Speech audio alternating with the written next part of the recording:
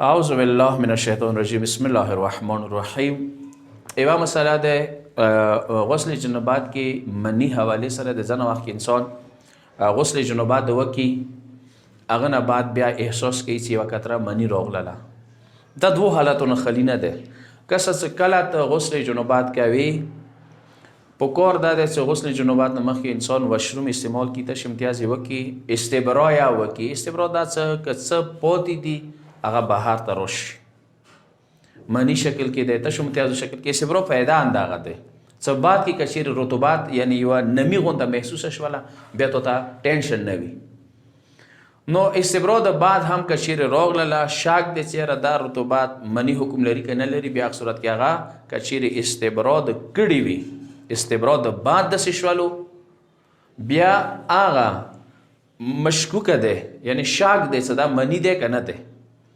اخ صورت کې مو سره درې حکمونه دي درې شرایط دي د منی والا څه هغه مد نظر وساتئ. یو صورت کې خدا دې څه کنفرم دی یقیني دی څه دا منی دی هغه بېله خبره دی.